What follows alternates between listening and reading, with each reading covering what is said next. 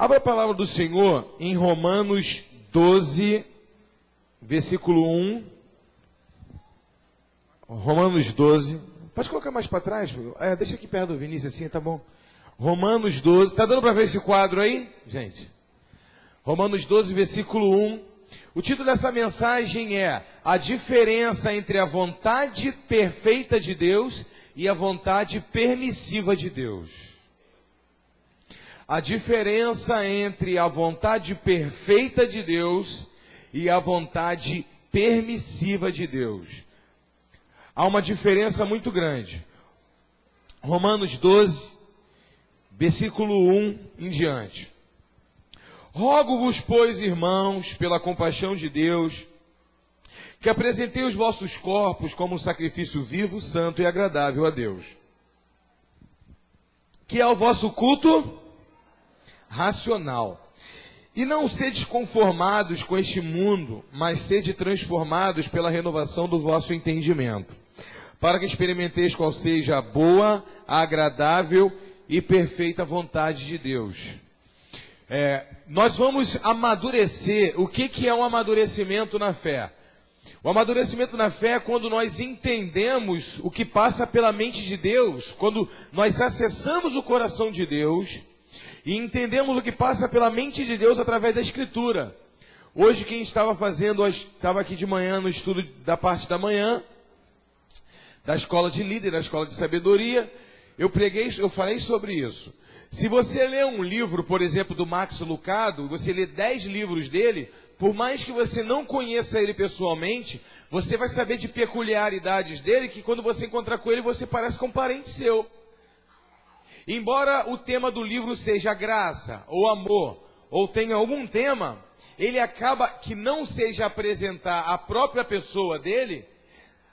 É certo que num livro inteiro, ele sempre vai deixar aparecer alguma coisa peculiar, algo dele. Por exemplo, uma roupa que ele gosta de usar. Ele vai colocar um exemplo de uma cor preferida, se é vermelho ou se é laranja. E logo em seguida, num outro livro, de repente ele vai dizer qual é a idade preferida dele, quando ele tinha 30 anos, quando ele tinha 40, qual foi a melhor fase da vida dele. Alguma coisa, qual o prato de comida predileto dele. Essas coisas, um autor vai soltando sem querer, porque ele está escrevendo. O foco da leitura tem um propósito, mas até ele desenhar, até ele desenvolver o texto, ele vai acabar colocando ilustrações que envolvem a pessoa dele. Não tem como. O propósito e a pessoa que está escrevendo está muito atrelado.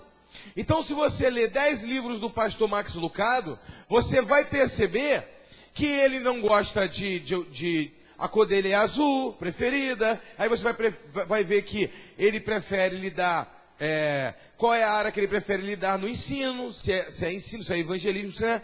A mesma coisa é a palavra de Deus. A palavra de Deus, no ponto principal, não é para apresentar Deus ao homem. Essa não é a proposta principal da Bíblia. A proposta principal da Bíblia é apresentar um plano de redenção do homem. É anunciar, olha, todos os homens pecaram e afastados estão da glória de Deus. Agora eu escrevi um plano de redenção. Quem? Jesus Cristo.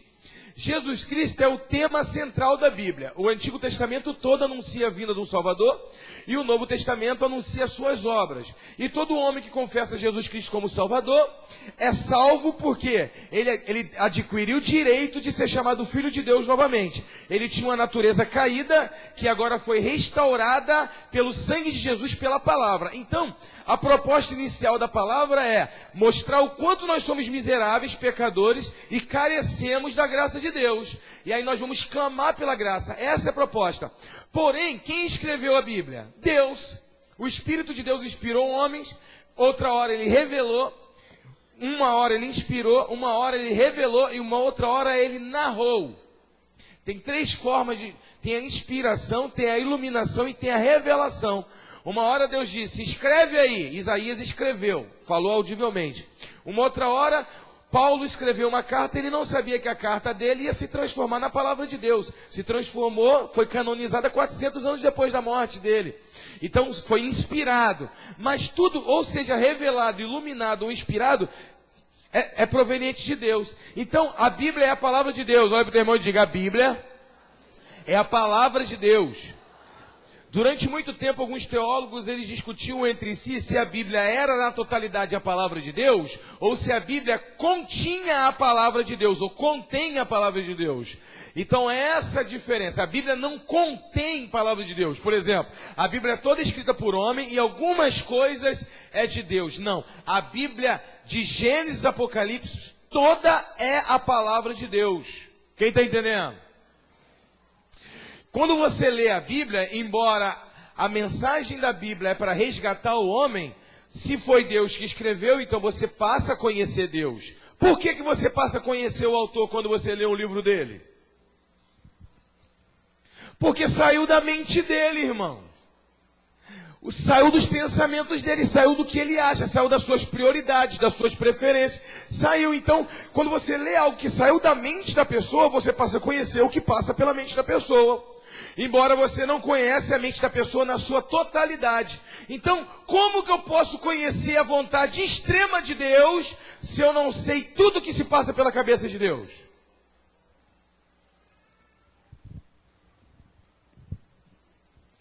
Quem estudou matemática? Ah, não, eu quero interagir com vocês. Hoje eu não quero pregar, não. Hoje eu quero ter uma interação com vocês. Quem aqui estudou matemática? A menor distância entre dois pontos é uma? Que isso, hein? Só tem Einstein aqui. Então, se esse é você, essa é a promessa de Deus. Se a menor distância entre dois pontos é uma reta, então é só você fazer esse percurso que você alcançou a sua promessa. Não é isso? Então, essa é a matemática, mas não é a vontade de Deus, não.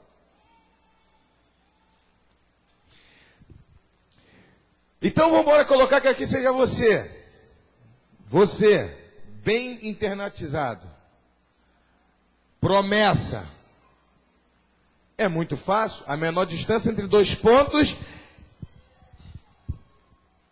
é uma reta. É simples assim.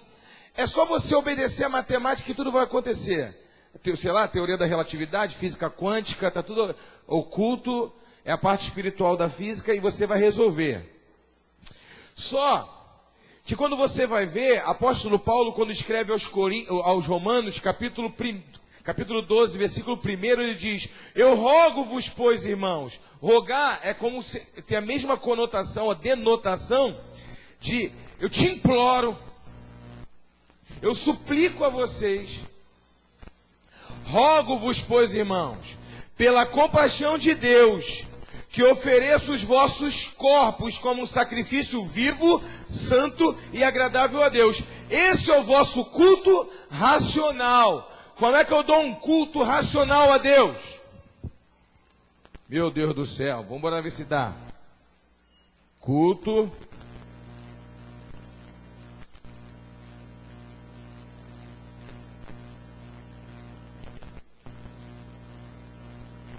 racional.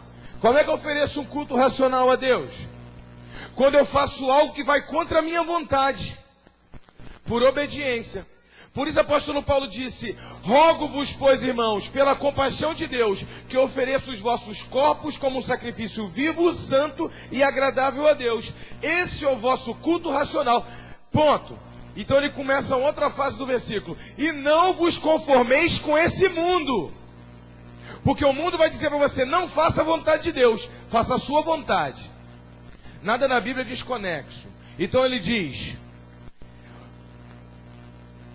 e não vos conformeis com esse mundo, mas transformai-vos pela renovação do vosso entendimento, para que experimenteis qual seja a boa, a agradável e perfeita vontade de Deus. Entenda, o que não é pecado é a vontade permissiva de Deus. Se você fala: Senhor, eu quero trabalhar numa empresa tal, é roubo? Não. Tu vai receber o teu salário direitinho? Vai. Então você pode trabalhar. Agora, é a minha vontade boa, agradável e perfeita para você trabalhar nessa empresa? Não. Mas eu vou permitir você trabalhar? Vou. Eu te dei um livre-arbítrio, você escolhe o seu caminho. É a minha vontade soberana para a sua vida? Não. Mas é pecado? Não. Então eu vou permitir você trabalhar nessa empresa, porque não é pecado. Então há uma diferença entre a vontade permissiva de Deus e a vontade soberana de Deus. A boa, agradável e perfeita vontade de Deus. Talvez essa matemática para você pareça o melhor caminho. Pareça o melhor. Talvez essa aqui, a menor distância entre dois pontos é uma reta. Então para você, na tua mente, no teu raciocínio, você pensou, é só fazer esse percurso e já resolveu a minha vida. Você está entendendo? Aí você vai pegar...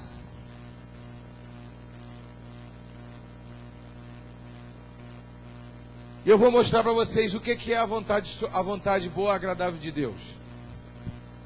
Você, promessa.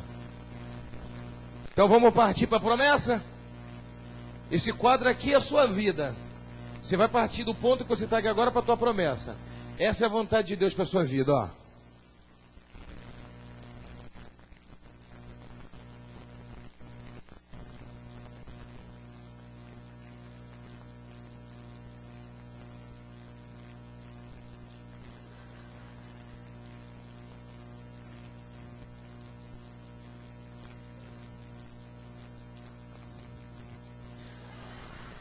O nome disso aqui é Atrás do Deserto. Nem é no deserto, não é atrás do deserto.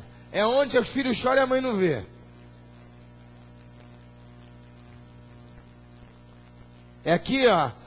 Só você e Deus sabe do teu problema, ninguém. Tu tenta explicar para as pessoas, tu senta no divã, fala para o psicólogo, fala para o pastor, fala para o apóstolo, fala para o arcanjo, e ninguém te entende, só Deus te entende. É uma aflição de alma. Aí você vem aqui, aí tu sai. Eita, vontade boa e agradável, hein? Pronto.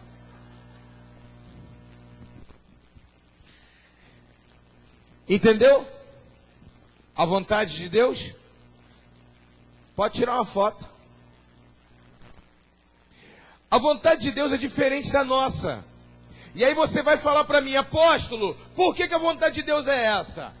Porque se Deus te dá uma promessa, a promessa é diferente da vontade. Olha para o teu irmão e diga, a promessa é diferente da vontade.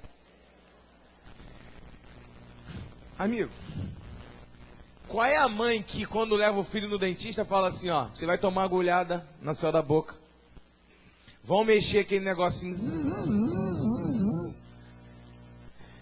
E o filho foi a primeira vez. Você até disse, não vai doer não, mas doeu. Quando tu vai levar a segunda vez, a criança já arruma um escândalo. Quando passa na porta do dentista, já é o auê. Não é assim? Mas aí você promete. Eu vou pagar um sorvete para você quando sair de lá. A criança encara. Vai pagar mesmo, mãe? Então eu vou. O que tem a ver a promessa com a vontade? O que tem a ver? Tratar o dente com chupar sorvete? Nenhuma. Quando Deus nos dá uma promessa, a promessa não é um fim. A promessa é para nos estimular a obedecer à vontade.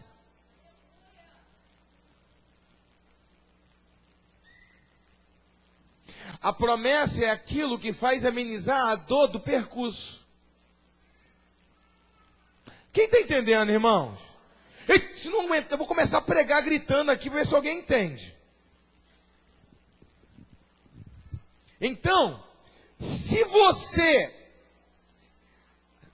Isaías capítulo 55 diz assim: assim como os céus são maiores e mais altos do que a terra, assim os meus pensamentos são mais altos do que o seu. Os pensamentos de Deus são além dos nossos. A Bíblia diz assim, Deus disse, o que eu faço hoje você não entende, mas amanhã você entenderá. Se você sair daqui para cá, a sua promessa passa a ser o seu ídolo.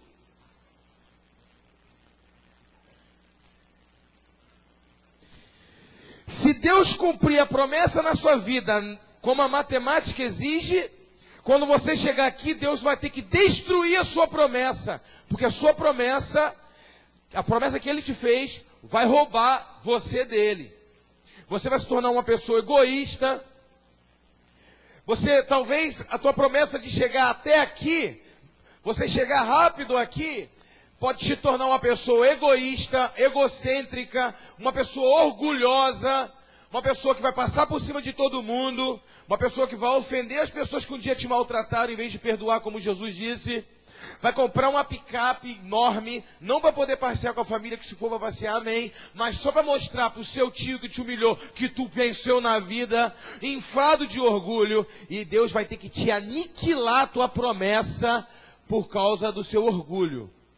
A tua promessa pode ser o seu Deus. Esse percurso aqui faz depurar o seu caráter. Apóstolo Paulo, ele disse assim: irmãos, se gloriem nas tribulações, porque a tribulação gera perseverança, a perseverança gera paciência, a paciência gera um caráter aprovado. Quantos podem dar uma salva de palmas para o Senhor?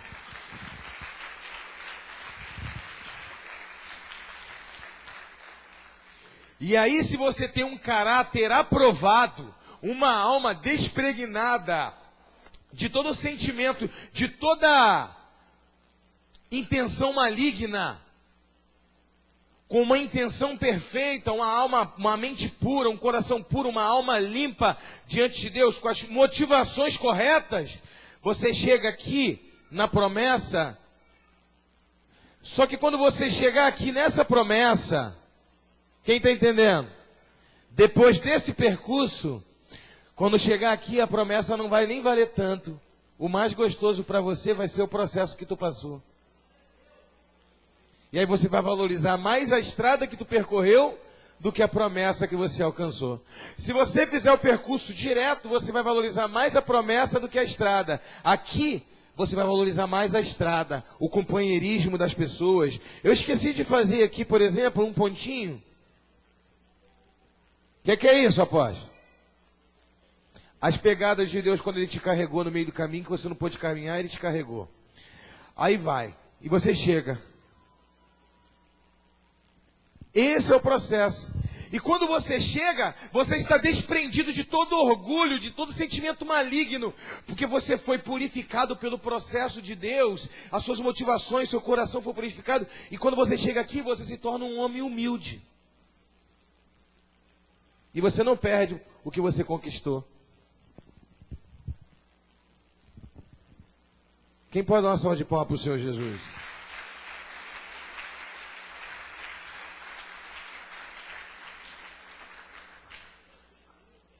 A verdade é que José, quando ele sonhou os sonhos de Deus ou não sonhou? Mas ele encheu a sua boca de orgulho quando ele disse para os irmãos: estávamos todos nós trabalhando, ceifando o trigo no campo, e cada um de nós amarrou um molho de trigo, um feixe de trigo. E quando nós colocamos os feixes de trigo em pé, os feixes de trigo de vocês se dobraram para os meus feixes de trigo. E aí depois ele teve um outro sonho, e ele falou com todo o orgulho da sua alma: eu tive um segundo sonho, que tinha 11 estrelas, e o sol e a lua, e as estrelas se curvavam para a minha estrela, e até o sol e a lua se curvavam para mim também. Esse sonho quem deu foi Deus ou não foi? O sonho é inalterável, Deus deu um sonho, mas olha a alma inflada de orgulho de ele contar esse sonho para as pessoas que iam submeter a ele.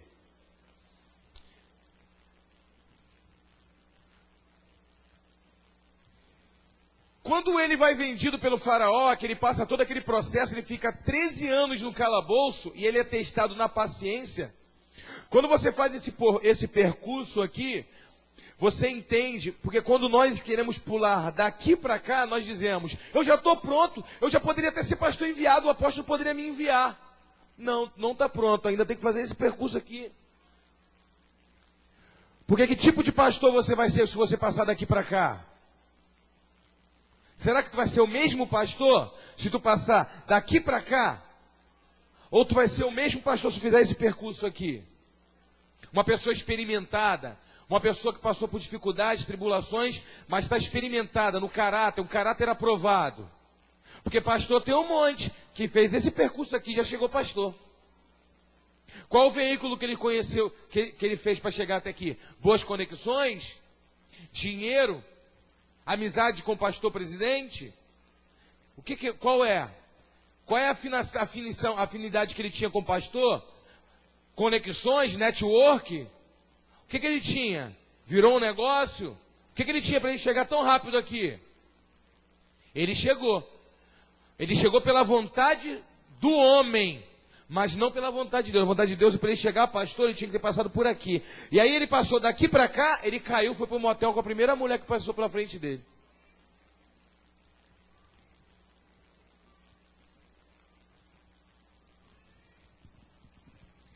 Porque se você não valoriza o chão que você passou, irmão, você não vai valorizar o lugar onde você chegou. Quem está entendendo? Aí atrás está dando para entender? Deus quer falar contigo de forma desenhada hoje. Olha para o teu irmão e fala, se você não entender hoje, é impossível, porque você vai entender. Em nome de Jesus.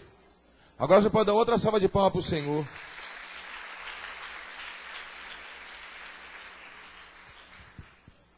Aí depois que José foi vendido para os ismaelitas, falando dos ismaelitas, José foi vendido para quem? Qual era a vontade de Deus para Abraão? Qual era a promessa? Qual era a promessa de Deus para Abraão? Um filho. Diga, um filho. Era o filho da promessa. Não era qualquer filho, era o filho da promessa. Então ele deitou com H. Querer gerar a promessa fora da vontade de Deus, você gera Ismael. Deus deu a promessa. A promessa era Isaac. Mas esse era o percurso. Ele quis fazer esse percurso aqui, ó. H. Pronto. H, deu um H para cima deles. Aí ele achou o caminho mais fácil para ter a promessa dele, era deitando com H. Só que ele tinha que fazer esse percurso aqui com Sara. Porque a promessa era para os dois. E aí Deus chegou e falou assim, agora pega a promessa que você gerou na carne, a sua falsa promessa e manda ela embora. Porque enquanto tu não mandar a falsa promessa embora, eu não vou estabelecer a promessa verdadeira. E aí? É a hora que começa a doer, né? É a vontade permissiva de Deus. Tu está no teu direito, dentro do homem da Mesopotâmia. Moisés não tinha nascido ainda, não tinha nada que proibisse ele fazer aquilo. Ele poderia ter deitado com H? Poderia ter deitado com H. Não tinha nada que lhe proibia. Era a cultura da época e nem a lei mosaica não tinha. Mas era a vontade soberana de Deus? Era boa, agradável e perfeita a vontade de Deus? Não. Foi a vontade permissiva. Agora você vai aprender a ouvir minha voz e entender que eu sou Senhor e eu nunca vou fazer o caminho mais curto. Nunca vou fazer o caminho mais curto. Não foi assim com Davi, não foi assim com Isaac, não foi assim com José, não vai ser assim com você. Não foi assim com Elias. José ficou 13 anos no calabouço. Depois que ele caiu na casa de Potifar, que a mulher de Potifar agarrou ele fugiu por integridade. Ele ainda caiu no calabouço, ficou 13 anos no calabouço. Ele sonhou. Deus deu a promessa para ele. 13 anos. 13 anos Deus treina ele aonde? Na paciência. Às vezes, irmãos, o que Deus tem para você, a vontade soberana de Deus, talvez não seja você fazer nada, é só esperar.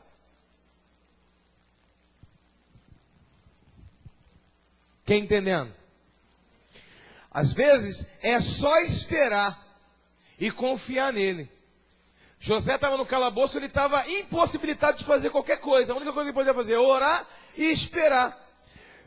Vamos ser honestos. Tu acha que José, no calabouço, ele não passou crise de alma? Tu acha que várias vezes ele não questionou sua fé? Meu irmão, eu estou falando de 13 anos. Tem gente aqui que não tem nem 13 anos. Tu acha que José não pensou, o que eu fiz? E ele não pecou, não. Ele não foi parando no calabouço porque ele roubou. Ele não parou no calabouço porque ele afrontou alguém. Nada disso. Ele parou no calabouço por fazer a vontade de Deus e não querer trair a confiança de Deus nele. Anular o seu sonho. Ele parou. Quantos pensamentos passaram na mente dele? Ele interpretou o sonho do padeiro. Ele interpretou o sonho do copeiro. Depois ele interpretou o sonho de Faraó.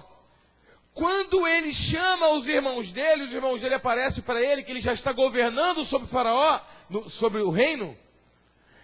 Olha a diferença de José quando anunciou o sonho dos irmãos. E olha a diferença de José já experimentado e já no posto que Deus prometeu para ele. A palavra que os irmãos deram para ele disseram: nos perdoa, meu irmão, por ter feito isso com você. Ele olhou para os irmãos e disse: eu que tenho que agradecer vocês, porque vocês foram um instrumento de Deus para cumprir a vontade soberana dele na minha vida. Então, na verdade, aquele feixe que ele viu se curvando para ele, ele agora faz o caminho inverso.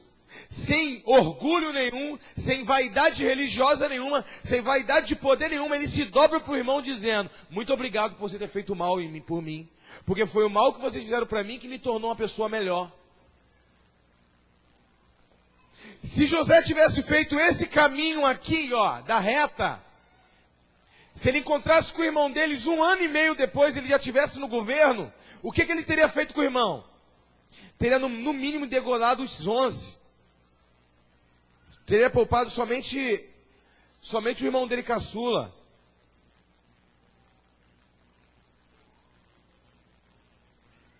Benjamim.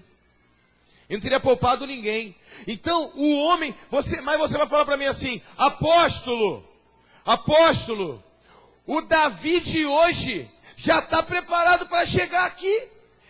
Deus conhece meu coração, tu não sabe enquanto tu não fizer essa rota. Na tua mente, no seu consciente, você acha que está pronto. Você pensa assim: eu já estou pronto, apóstolo. Só que daqui 1 ano, quem é que já postou alguma coisa no Facebook? Você posta aquele textão no Facebook, no outro ano o Facebook te lembra. Postagem do ano passado. Você lê aquele texto e você sente vergonha. Não postei isso não acredito. Nem vou repostar, vou deletar. A tua opinião do ano passado já não presta para você de hoje. E aí você vê o quanto você amadureceu. Quando você vê uma postagem que diz assim: farinha pouca, minha opinião primeiro, sei que lá aquilo outro. Não gostou, aquilo outro. Vira perereca e pula no meu peito, sei que lá aquilo outro. E aí você vê a postagem 2 anos depois, tu fala: meu Deus, como eu era carnal. E aí o teu dedo nem oscila para ver se você vai atualizar para repostar. Tu já cancela logo: meu Deus, vai que eu esbarro aqui, eu reposto esse negócio. Que vergonha. Eu tenho vergonha de muitas coisas que eu já falei. Eu já tenho vergonha de muitas coisas que eu já fiz. Eu tenho vergonha de muita coisa. Quem já sentiu vergonha de uma coisa que você fez no passado que tu lembra, tu faz assim: ai meu Deus, como se tivesse acontecido agora. Meu Deus do céu. Às vezes eu lembro, eu falo assim: eu não acredito que eu falei isso. Ai meu Deus do céu, que vergonha, como que eu sou ridículo. Aí o Espírito Santo me lembra: Davi, já passou. Tu é um ridículo posterior. E aí você começa a perceber que você não estava tão pronto assim para aquilo que Deus tinha para você.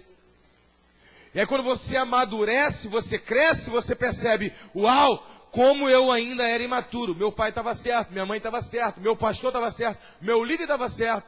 Eu não entendi a visão dele, não entendi o que ele estava querendo dizer para mim.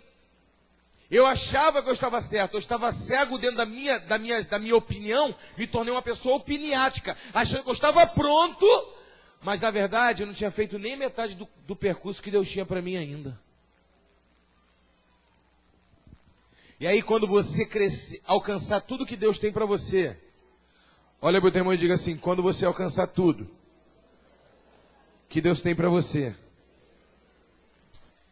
você vai se dobrar e agradecer pelo percurso. Uma salva de palmas para o Senhor.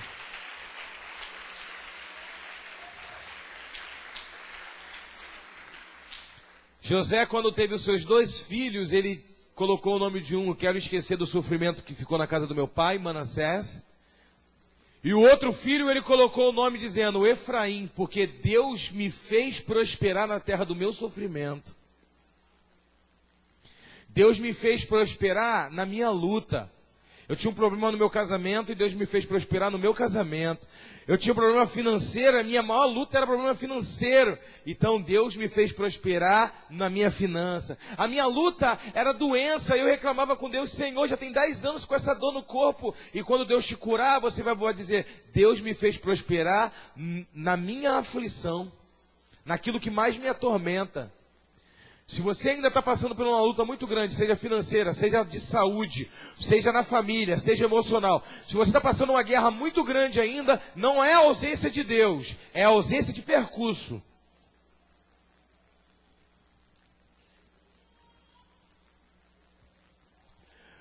Irmãos, numa boa, quem está me entendendo? Se Deus fizer esse percurso contigo aqui, Ele tem que chegar aqui, Ele tem que te matar no mesmo dia, porque tu cumpriu a tua carreira.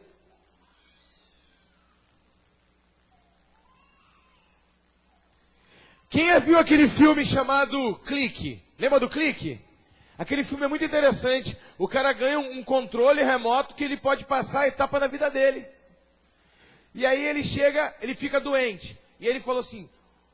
Ele passa. Quando ele olha, meu Deus, eu quero pular essa doença. Quando ele vê, pulou um mês. Meu Deus, eu fiquei um mês doente, mas tá bom, já pulei. Toda a parte triste da vida dele, ele foi passando. Quando ele foi ver, ele ficou velho. Por que ele ficou velho? Porque a vida é uma complexidade.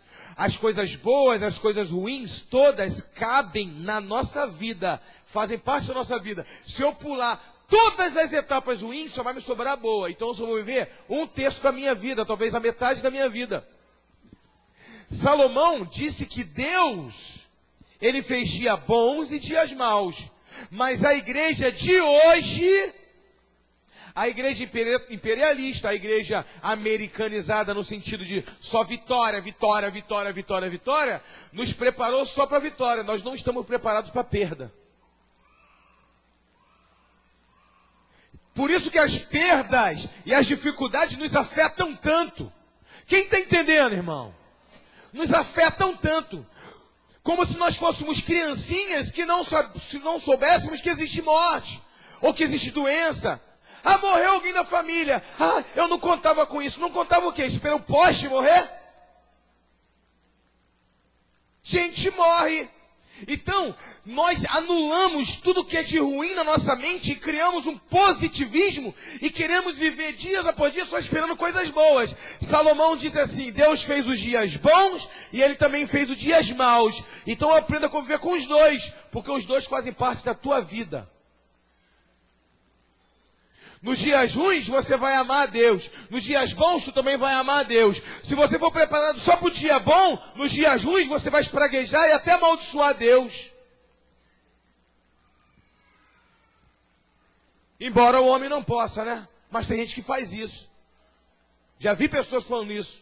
Gritando, amaldiçoando, espraguejando, falando um monte de coisa ruim. No momento de dor, de pico de estresse. Por quê? É a minha maturidade hoje de entender que a vontade de Deus, mesmo não seja boa para mim. Agora você imagina que eu chego para as crianças e falo assim: criança, vamos de manhã, todo mundo acorda, vamos tomar sorvete e vamos brincar de bola. Ou brincar no quintal. E aí as crianças vão se levantar animadas. E aí eu vou falar assim, mas nós vamos primeiro limpar o quintal e limpar a cozinha, ajudar a arrumar a casa, depois nós vamos brincar. Eu dei uma promessa, agora eu vou dar a minha vontade. A minha promessa é que nós vamos jogar bola e tomar sorvete. A minha vontade é que limpar a casa primeiro. Então eles vão ajudar a limpar a casa porque tem uma promessa. Então eles vão querer limpar a casa rápido porque eles querem chegar na promessa. A promessa de Deus é para nos fortalecer a não parar de obedecer a sua vontade. A promessa é para nos colocar no foco e não nos fazer esmorecer no meio do caminho. A vontade de Deus está totalmente desvencilhada da sua promessa. A promessa é o que Deus... Meu filho vai passar de ano. Né? O que tu quer? Eu quero a promessa, um videogame. A minha vontade é que você passe de ano e tire nota 10. Isso vai motivar ele a alcançar a promessa. Agora quem teve o estudo com videogame, são duas vertentes, são bem diferentes. Ao contrário, se não tiver um bom equilíbrio, o videogame destrói o estudo. Mas eu dei uma promessa para ele, que vai estimulá-lo. Mas o mais importante é o videogame ou o que ele vai aprender durante o ano? O percurso é muito mais. Ele vai me agradecer amanhã, não pelo videogame, mas pelo percurso que ele fez. Mas a promessa incentivou ele a fazer o percurso. A passar pela dor, a enfrentar a agulhada do dentista, só para tomar um sorvete. Enfrentar com as dificuldades da vida. Imagine Deus. Deus diz assim para Jesus: você vai para a terra. E aí, você vai morrer na cruz.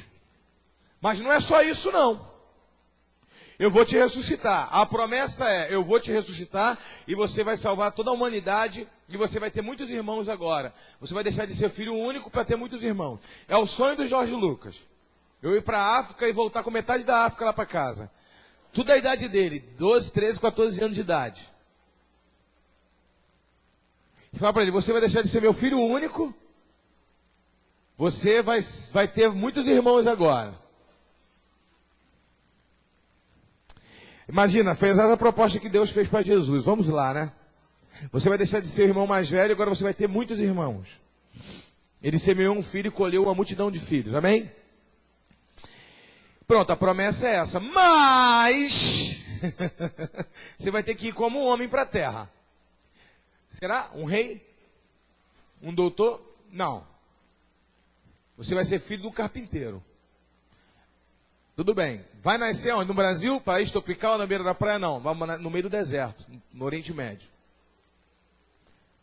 Então, você algum sheik, alguma coisa assim? Claro que não houve esse diálogo, tá? Só quero fazer uma ilustração, para ninguém me chamar de herege amanhã. O que eu vou ser lá? Tu vai ser servo e como servo vai morrer de morte de cruz. Calma aí. Mas a promessa é essa. Até Deus deu uma promessa para o seu filho. Irmãos, ele ficou 30 anos trabalhando. Sabe o que eu acho mais incrível? Quando a pessoa lê a Bíblia, diz que Jesus era carpinteiro, porque o pai dele era carpinteiro.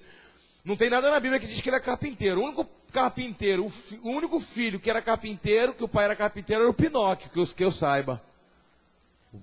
O pai do Pinóquio era carpinteiro. Jesus, a palavra carpinteiro, que está traduzido para o português como carpinteiro, no grego está tecton. Tecton significa construtor. Mas é óbvio que na Galileia as construções eram feitas de madeira. Então ele fazia casas de madeira. Isso aí, irmãos, todos os teólogos coerentes são unânimes nisso. Que José não fazia cadeira, nem fazia banco, nem fazia mesa, nada disso. Ele trabalhava com madeira sim.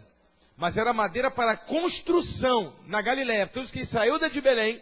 E na Galileia tinha muitas construções porque tinha muito comércio ali.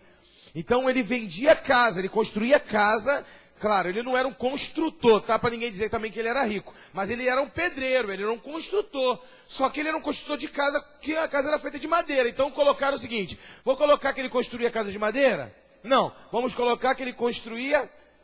que ele era carpinteiro, que ele mexia com madeira. Então, ele mexia com madeira, mas era para construir. Tecton significa construtor. Quem está entendendo? Qual era o propósito de Jesus? Trabalhar em construir casa. A Bíblia diz... Com vontade, meu filho.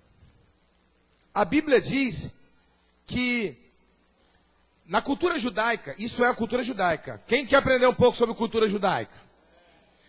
Então, na cultura judaica... o noivo, ele chegava diante da família, fazia uma festa de noivado, e ele pegava um copo de suco de uva e dava para a noiva beber. A noiva bebia. Suco de uva ou vinho está relacionado à aliança desde o Antigo Testamento. E o noivo dava para a noiva bebia, e ele fazia uma promessa diante dos parentes. O nome disso é Kiddushim. Quantos jovens tem aqui? Gravem isso. Para o judeu, uma traição no noivado é pior do que uma traição no casamento. É pior.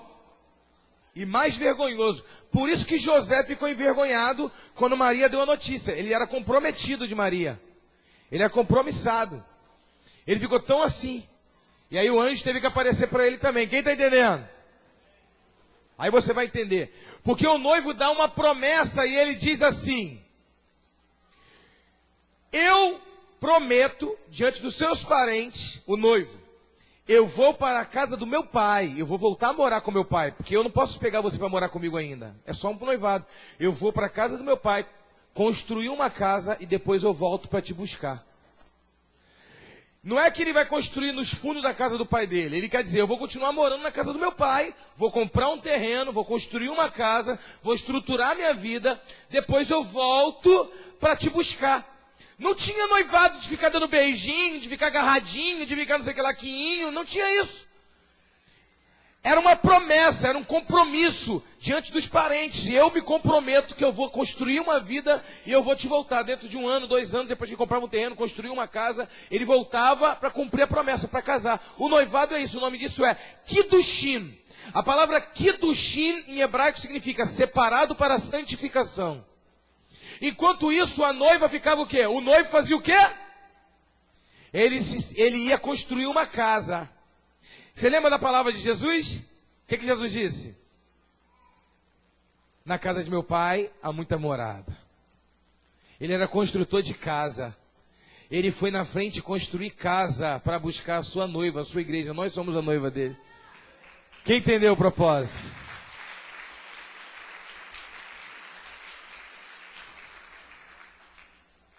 E aí ele disse assim, ó, venho sem demora. Já se passaram 2000 anos e até hoje ele não voltou. Se ele fala, vou demorar, irmãos, ele disse, eis que venho sem demora, guarda o que tem, para que ninguém roube a tua coroa. Que coroa é essa, pastora Ana? A coroa que a noiva usa. Guarda o que tem, porque eu fiz uma promessa para você. Se você me trair durante o tempo de noivado, eu não vou te buscar. Se você pecar, se você me abandonar no tempo do compromisso, não vai ter casamento. Gente, você não entende que o casamento é uma prefiguração da noiva, por isso que tu canta aquela música, noivo, vem, vem, vem. Ou tu acha que um monte de marmanjo canta que eu sou noiva, vem me incendiar, vem minha noiva. Tu acha que os machos vão cantar, vem minha noiva. Olha para o teu irmão e diga assim, ô meu macho, você é a noiva, querendo ou não.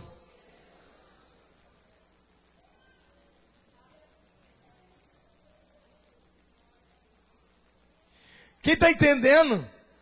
Então, olha qual era o papel da noiva?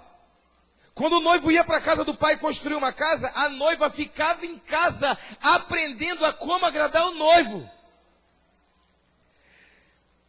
Procurando saber qual era o prato que o noivo gosta, o que o noivo quer, como se vestir para o noivo, se adornando, se preparando, porque ele não sabia quando que o noivo iria vir. Olha que lindo, irmãos. Quem está entendendo? Então pode dar uma salva de palmas para o Senhor Jesus. Quando nós vemos a Bíblia falando, né? E aí Jesus diz assim, como é que é aquela música? Vamos cantar aquela música, é a Carol que canta aquela música? Que diz assim, então eu virei e te buscarei para mim mesmo.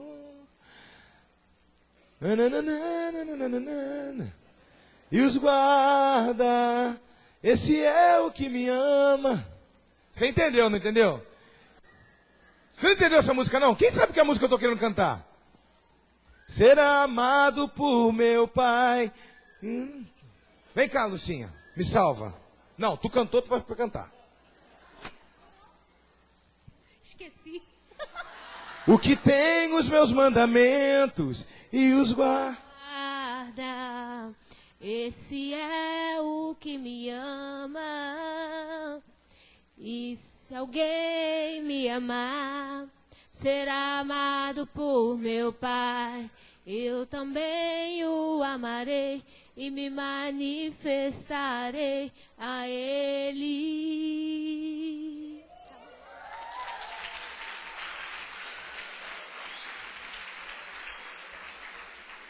A Lucinha cantou no dia do casamento do Vinícius, quase que eu falei, não canta não. Cadê? Gente, não é lindo? Quando você lê a Bíblia e você não entende que tudo na Bíblia contribui para o nosso bem.